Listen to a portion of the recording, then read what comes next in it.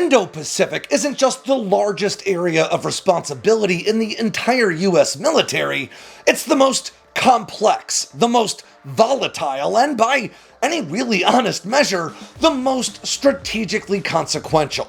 Stretching all the way from the west coast of the United States to the eastern edges of Africa, the US Pacific Air Forces, more commonly known as PACAF, operate throughout this sprawling region that extends out over more than 100 million square miles.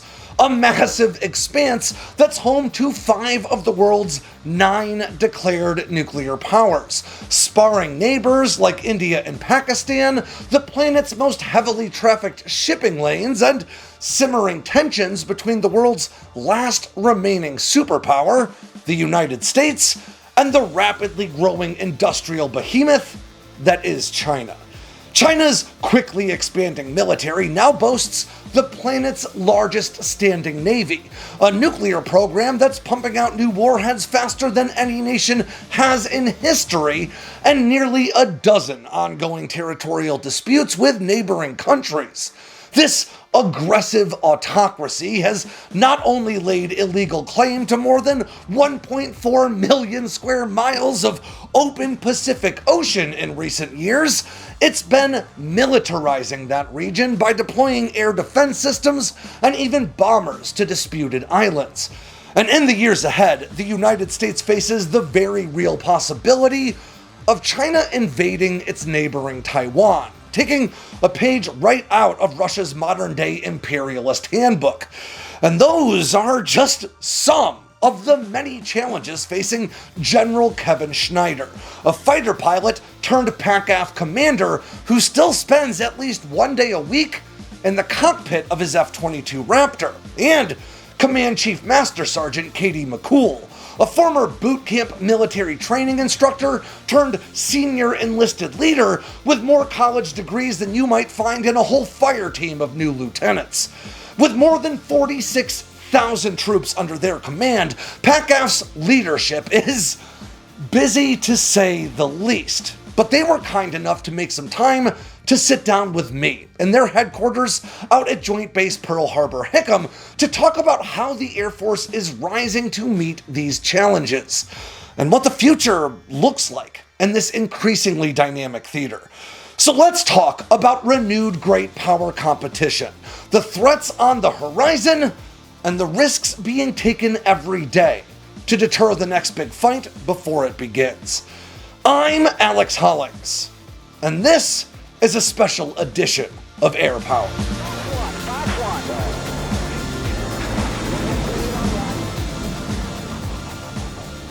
Last month, I traveled out to Oahu, Hawaii to visit Joint Base Pearl Harbor-Hickam and interview some of the airmen tasked with not only defending America's western flank, but managing the complex and at times dangerous geopolitical landscape of nearly half the planet. With some 38 nations and roughly 60% of the world's population inside their area of responsibility, PACAF is tasked with providing immediate air and space power across 16 time zones to protect American and allied interests, provide humanitarian assistance, and of course, to deter the possibility of open war with aggressive and nuclear-armed regimes like Russia, China, and North Korea. Now, this is an absolutely massive undertaking that I don't think I could overstate, and I mean that in both the physical and psychological sense of the phrase. With 10 bases, hundreds of aircraft, and tens of thousands of troops distributed throughout this region to provide everything from air superiority in the stratosphere to close air support just a few hundred feet off the ground, and from high-flying spy planes collecting intelligence, surveillance, and reconnaissance of adversary powers to the logistical challenges of delivering cargo and fuel throughout some of the most treacherous environments on this pale blue dot that we call home. So I wanted to know who the Pentagon tasked with this incredible workload and how they managed it. But more importantly, I wanted to know how the Air Force is preparing for, well, what could be the deadliest conflict in human history, at least if we don't manage to prevent it from beginning. A war between the United States and China. So I loaded up my recording equipment and set off for Hawaii. Truly just, a terrible assignment to sit down with the two people entrusted with what I might call the toughest job in air power, PACAF's command element. Or, more specifically, PACAF Commander General Kevin Schneider and Command Chief Master Sergeant Katie McCool. Now, General Schneider commissioned from the U.S. Air Force Academy in 1988 and soon found himself behind the stick of a wide variety of fighter aircraft. A graduate of Air Force Weapons School, General Schneider has thousands of hours logged flying multi-role F-16s, air-to-ground oriented F-15E Strike Eagles, and air dominance fighters like the F-22 Raptor. Heck, he's even spent time flying helicopters like the UH-1N Twin Huey. And he served in Operations Southern Watch, Enduring Freedom, Iraqi Freedom, and Inherent Resolve. To put it plainly, General Schneider has pretty considerable experience over the battlefields of the Middle East. So, the first thing I wanted to know was what unique challenges PACAF faces today that are unlike anything dealt with throughout the global war on terror. Yeah, certainly. And you captured, I think, the main challenge, and it's the size and the expanse of the area of responsibility. So 100 million square miles. By comparison, the mainland United States is roughly 3 million square miles. So it's an area roughly 30 times larger than the United States mainland. And it's just incredibly dynamic, across all those 38 nations and across the 16 time zones. In terms of whether it's the military forces of the individual nations there, whether it's the governments, whether it's the economies, it's the weather, you name it. So the one constant or the one common is that things are always changing, things are always moving, but the geography really makes this probably the most complex and most challenging area of operations in the United States military. Now, General Schneider's fighter pilot roots and his affinity for military history give him a unique insight into the world of air combat. But when it comes to training airmen to fight, well, you'd be hard-pressed to find someone with more experience than PACAF's most senior enlisted leader, Command Chief Master Sergeant Katie McCool. Now, Chief McCool has worked at seemingly every level of Air Force training, winning awards and accolades as a military training instructor at Air Force Basic Training and as a recruiter before serving as an enlisted advisor to commanders at the squadron, group, and wing levels. She holds associate's degrees in military science, health services, and human resource management, a bachelor's degree in occupational education, and master's degrees in both management and geopolitical strategic studies, along with a long list of formal certifications and topics ranging from academic instruction to strategic deterrence.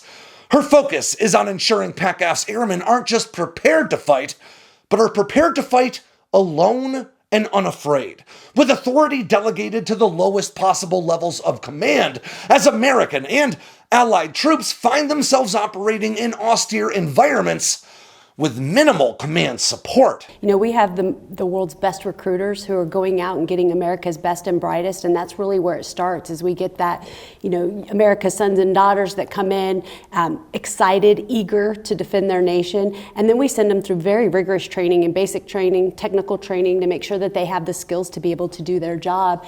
And then as they come out here specifically to PACAF, we're doing follow-on training. We are making sure we're giving them the opportunity to exercise the way we intend for them to fight. And as far as allies and partners, we have our Inter-Pacific Air Forces Academy, where we bring in our mission or our allies and partners, and they're really curious about our military, and they look at it as a standard for how they want to operate. And so we pull together our resources. We talk about mission command, understanding commander's intent, because we are going to expect company grade officers and senior enlisted, and sometimes even in that mid-range enlisted, to be operating at a level where they are capable of making decisions when they're cut off from communications potentially.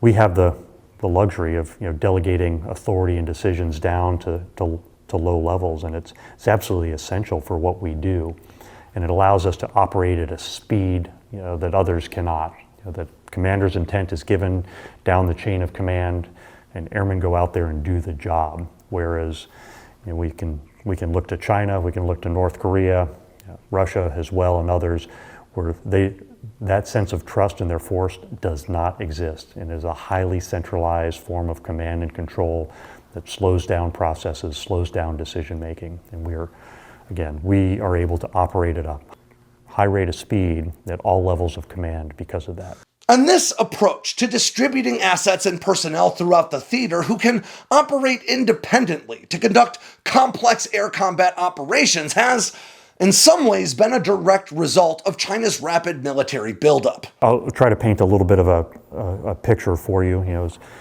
and I'll use the example of China and the People's Liberation Army, and they have learned from watching the United States for decades, our way of war, which is from things like Desert Shield, Desert Storm, and then OIF, where we would project power over a course of a couple months, build up capabilities in the theater, and then at the time and place of our choosing, we would determine when it was we were going to go to conduct an operation. So China has invested heavily in anti-access area denial capabilities, particularly in their ballistic missile force, with the specific purpose of keeping us out of the first and second island chain. So gives them opportunity to accomplish whatever military goals they may have. So we have our forces in the first and second island chain are under that threat umbrella. And the main operating bases that we operate from daily are potential targets in that. Now, to complicate targeting matters for Chinese forces, the Air Force has placed a significant emphasis on a concept of operations they call Agile Combat Employment, or ACE operations for short. Put simply, this means moving aircraft and personnel out of large established air bases to a broad array of austere airstrips, where aircraft can be refueled, rearmed, and put back into the fight, all while making it tough for Chinese forces to target American air power where it's most vulnerable, on the ground. So Agile Combat Employment gives us the ability to disaggregate our force, go to austere locations, to rapidly move around, to stay ahead of an enemy's targeting cycle, to be able to preserve our force, and then reaggregate it, again, at a time and place of our choosing to deliver whatever effects Admiral Paparo and other senior leaders demand of the air component. So again, it is our lethality and survivability in a threat envelope. And I would say to that point, that requires us to ensure that our airmen are mission ready. We talk about mission ready airmen a lot, and that doesn't mean that they're not highly technically skilled, because they are. Our airmen are the best at what it is we train them to do. But in those type of agile combat employment situations, locations, they've got to be able to jump in and do more than just what they've been trained to initially do. And so we spend a lot of time practicing, exercising those skill sets.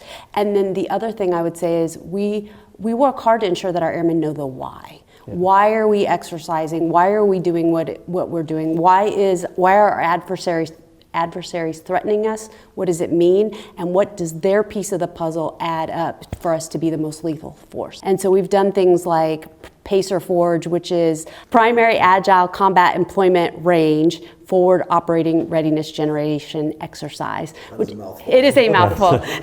But it is exposing our airmen to the very beginning of what a fight in the Indo-Pacific is going to look like, and then carrying that on throughout all of our NCO training, senior NCO training, so that they know what the challenges are, but also how we're going to meet the threats using the capabilities that we have.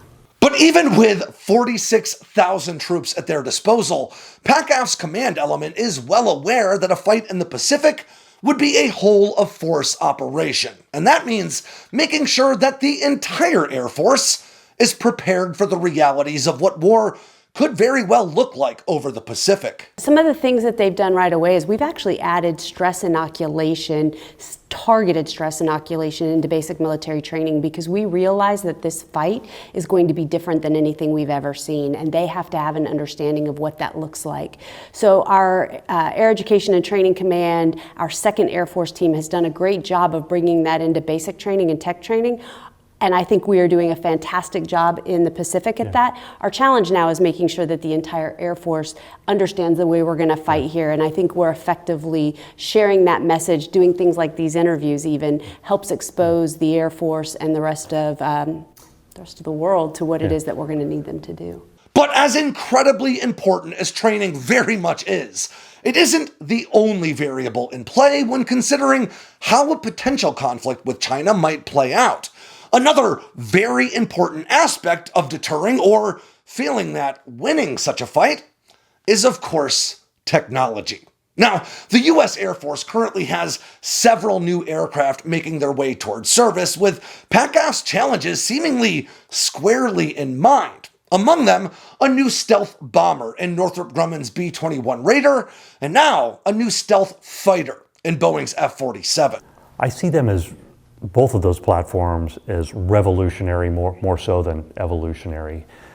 And again, because of their what I'll describe as sixth generation, stealth capability, and we'll not go into the details, but between range and signature, they can do things that current platforms cannot.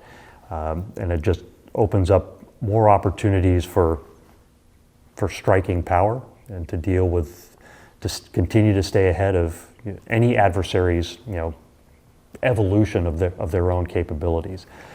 And with that comes a huge deterrent message that we continue to stay ahead and that we have the options to deliver power at the time and place of our choosing.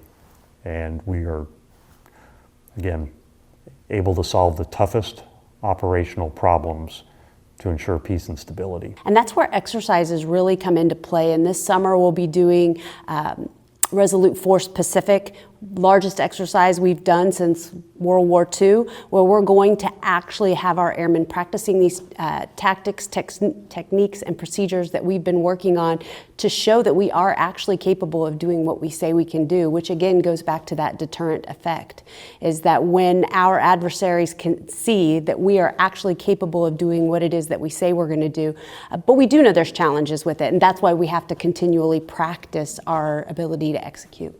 And of course, these stealth jets aren't the only new technologies being brought to bear by PACAF. The Air Force's Skyborg program, which is maturing AI agents that can fly tactical aircraft, has of course drawn a great deal of attention in recent years, for good reason.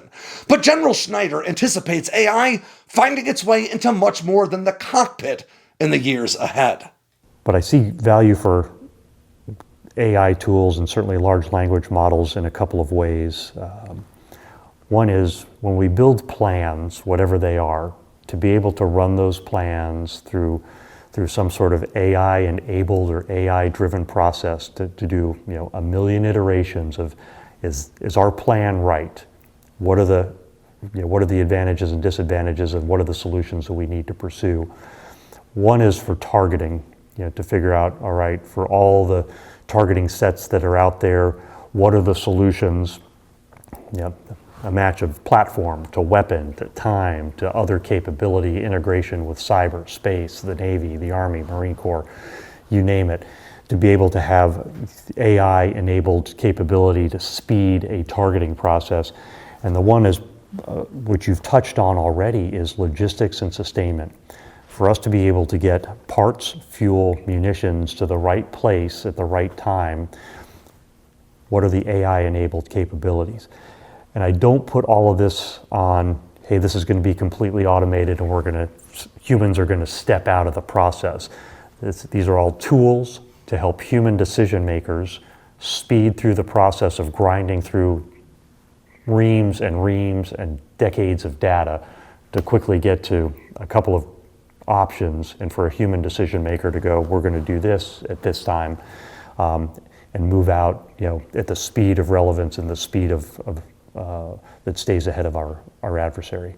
But cards on the table, no matter how much a tech nerd like me may want to focus on the hardware, General Schneider and Chief McCool are leaders first and foremost, and they would not let me forget that it isn't their jets or their bombs or their missiles or even their plans that really matter most.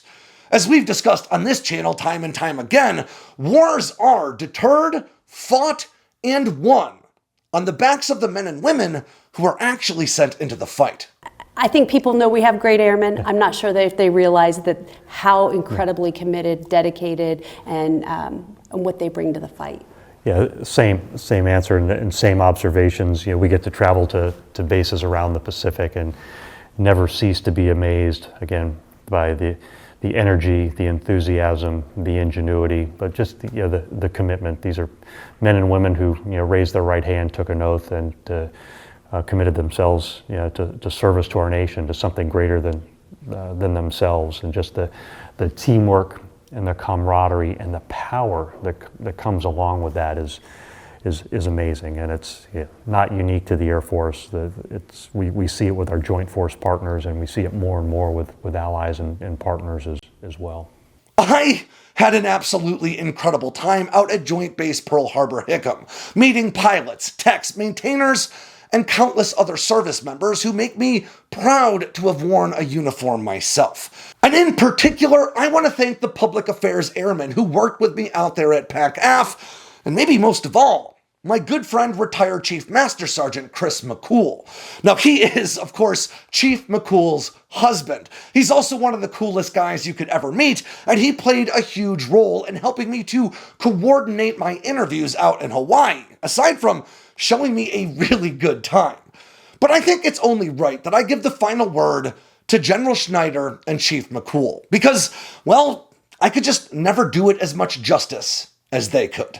Well, I hate to repeat Yeah. what I've said before, but I really want the average American to know that they have an Air Force that is committed, dedicated, with airmen that are doing incredible things every single day, and sometimes in very difficult situations, and that we take that very serious. Yeah. I'm not just a chief, I'm a mom of airmen, and so it's very important to me that the lives that we're being given, we're doing everything we can to protect them and set them up for success.